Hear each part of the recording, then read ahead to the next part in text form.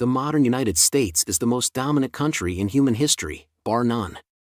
With over 800 military bases and accounting for 37% of global military spending, the U.S. has taken the helm of a vast, interconnected global system that has played a crucial role in fostering an era of unparalleled prosperity and minimal conflict. To truly grasp America's standing in the world and its pivotal role in global politics as we know it, we must delve into its historical roots. We must revisit a time when America had no global presence whatsoever.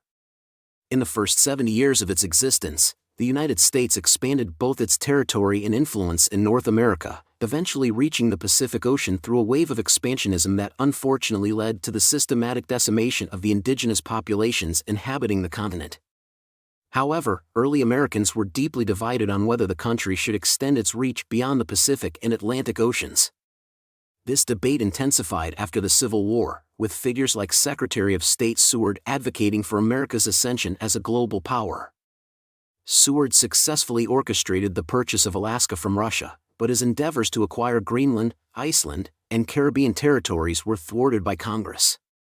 This resistance stemmed from a significant anti-imperialist sentiment among Americans, particularly within the halls of Congress. Many were concerned about entangling the nation in global politics and the challenges of assimilating populations deemed inferior. This opposition effectively curbed the imperialistic urge to expand. However, a shift was underway in the late 1800s, altering the discourse on American expansionism.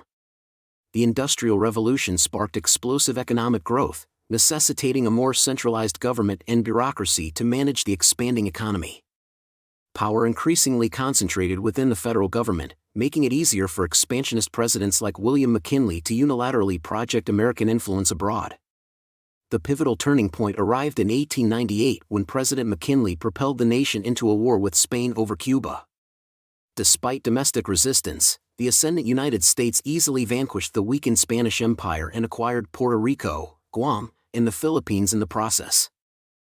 Over the following years, the U.S. annexed the Kingdom of Hawaii, Wake Island, and American Samoa.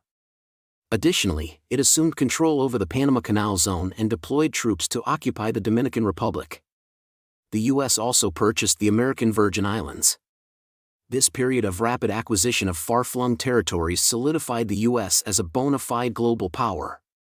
Simultaneously, America began leveraging its influence to safeguard its expanding commercial and military interests abroad. It installed pro-American regimes in countries like Nicaragua and played a significant role in shaping international diplomacy concerning Western presence in China. The magnitude of America's influence became evident during World War I.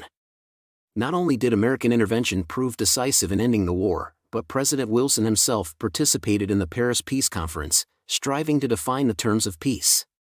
His most ambitious foreign policy endeavor was the establishment of an international organization called the League of Nations, designed to promote global peace and cooperation. The League aimed to fundamentally reshape global politics, embodying the audacity of American foreign policy.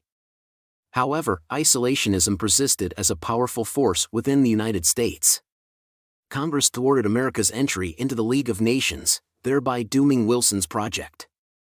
During the Great Depression and the rise of Hitler, the U.S. prioritized its own region over European affairs. Nevertheless, America's deepening entanglements abroad rendered complete disengagement from global affairs impossible. The expansionist ambitions of the growing Japanese Empire directly threatened American territories and troops in East Asia, resulting in conflict between the United States and Japan, epitomized by the Pearl Harbor attack, which drew the U.S. into World War II. This global conflict irrevocably transformed America's global presence. The U.S. emerged as the sole major power to avoid economic ruin during the war, and it possessed the exclusive capability of atomic weapons. Consequently, the United States found itself in a unique position to shape the terms of peace, driven by the objective of preventing another catastrophic war. The most notable outcome of this endeavor was the establishment of the United Nations, UN. The UN Charter created an international legal framework that prohibited conquest-based wars, similar to those waged by the Nazis and the Japanese. Moreover, the UN provided a platform for the international community to address conflicts and seek resolutions through diplomacy and compromise, rather than resorting to armed conflicts. The United States, envisioning a world where great powers could peacefully resolve their disputes, played a leading role in this significant post-war institution. However, the UN was not the only institution born out of the post-war era. In a small vacation destination in New Hampshire, representatives from all 44 Allied nations convened to establish a global financial system that would prevent another Great Depression and World War.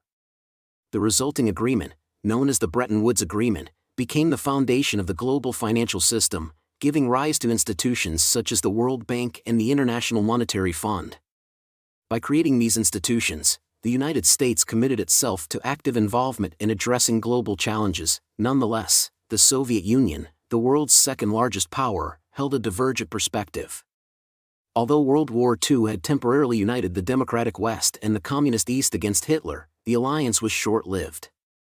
The United States perceived Soviet expansion in Eastern Europe and elsewhere as a direct threat to its vision of a free, democratic world engaged in trade.